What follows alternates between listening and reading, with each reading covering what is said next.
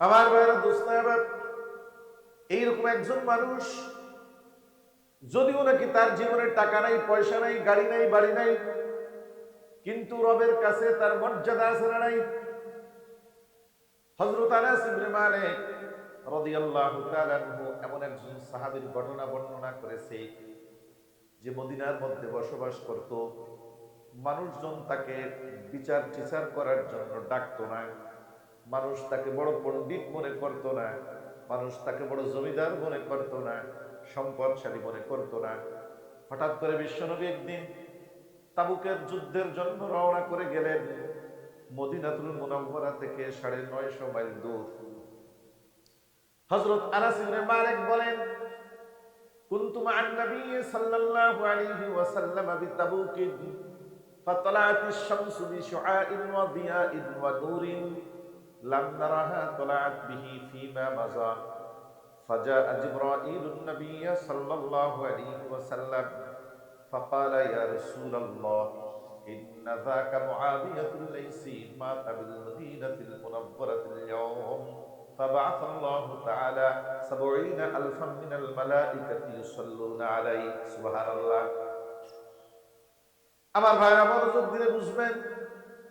হযরত আনাস বলেন, একদিন ওই তাবুকের ময়দানে থাকা অবস্থায় সকালবেলা সূর্য উঠলো। এমন জাত সূর্য আমার জীবনে অতীতে কোনোদিন দেখি নাই।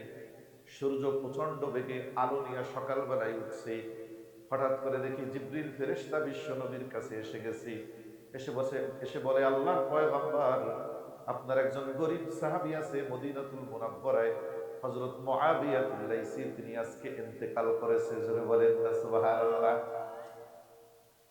হে আল্লাহর রাসূল, ফাবাআথ আল্লাহু তাআলা ৭০,০০০ মিনাল মালায়েকা, ওই গরীব সাহাবীর ইন্তেকালের পরে রব্বুল আলামিন তার জানাজার নামাজ পড়ার জন্য আকাশ থেকে ৭০,০০০ নূরের ফেরেশতা আমার আল্লাহ পাঠিয়ে দিয়েছে। ৭০,০০০ নূরের ফেরেশতা আল্লাহ পাঠিয়ে দিয়েছে।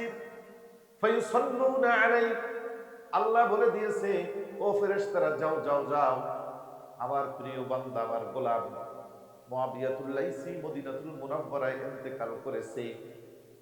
গরীব মানুষ, তার জানাজায় গিয়ে শরীক হও, তার জন্য তোমরা দোয়া করো, তার জন্য মাগফিরাত কামনা করো। আমার বান্দার সম্মান প্রদর্শন করার জন্য আমি তার উপর সন্তুষ্ট হয়ে তোমাদেরকে জমিনের মধ্যে পাঠিয়ে দিলাম। সুবহানাল্লাহ।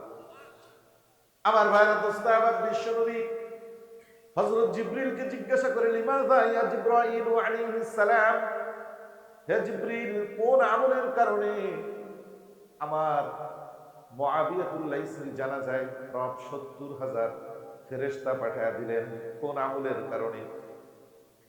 হযরত জিবরিল বলেন, ইয়া রাসূলুল্লাহ, আমলটা বেশি বড় না, একটা আমল আছে তার। সেইটা কি? বলে, কলিজার ভিতরে রবের মহব্বত আছে। জোরে কন্যা সুবহানাল্লাহ।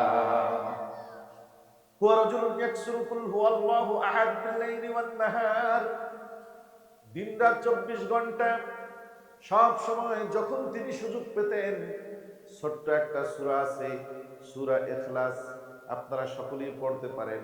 কুল হুয়াল্লাহু আহাদ আল্লাহুস সামাদ লাম ইয়ালিদ ওয়া লাম ইউলাদ ওয়া লাম ইয়াকুল লাহু কুফুয়ান আহাদ। এই সূরাটা তিনি পাঠ করতেন, আর তিনি বলতেন, এই সূরার মধ্যে আমার রবের আলোচনা, আমার রবকে বড় ভালোবাসি। এই রবের ভালোবাসা নিয়ে যখনই নফল নামাজে দাঁড়াতেন, সূরা ইখলাস দিয়ে নফল নামাজ পাঠ করতেন। যখনই সুযোগ পেতেন, সূরা ইখলাসের তেলাওয়াত করতেন, সূরা ইখলাসের পাঠ করতেন, আর বলতেন, আমি আমার রবকে মহব্বত করি, আমি আমার রবের মোলাকাতের আশা করি, আমি আমার রবকে ভালোবাসি। মুসলমান ভাইরা রে, বিশ্ব নবীজি বলেন, তিরমিজি শরীফের ২৩০৯ নম্বর হাদিস, আলা রাসূলুল্লাহ সাল্লাল্লাহু আলাইহি ওয়াসাল্লাম, মান আহাব্বা লিকা আল্লাহি আহাব্বাল্লাহু লিকাআহু ওয়া মান কারিহা লিকা আল্লাহি কারিহাল্লাহু লিকাআহু। নবীজি বলেন, যারা এই দুনিয়ায় আল্লাহর সাক্ষাতের আশা করে, যারা এটা চায় যে আমার সাথে আমার রবের একদিন মোলাকাত হবে, সেই দিনটা আমার জন্য বড় সুসংবাদের দিন হোক, এইটা যারা চায়, রব ওই সমস্ত বান্দাদের সাথে সাক্ষাৎ করার জন্য অপেক্ষা থাকে। সুবহানাল্লাহ। যারা এটা পছন্দ করে না, রবের সাথে মোলাকাতকে অপছন্দ করে, বিশ্বনবী বলেন রব ওদের সাথে মোলাকাত করাটাকে অপছন্দ করে। এই জন্য রবের সাথে মোলাকাতের একটা দিন আপনার এবং আমার জীবনে আসবে নাকি আসবে না বলেন তো দেখি মুসলমান, আসবে নাকি আসবে না? ওই দিনের যে প্রস্তুতি নেওয়া, ওই দিনের জন্য দুনিয়ায় বসি চিন্তা ফিকির করা, এটাই হলো এই দুনিয়ার মধ্যে সবচেয়ে বড় জ্ঞানের কাজ, আকলের কাজ, বুদ্ধির কাজ। জোরে বলেন না ঠিক না বেঠিক?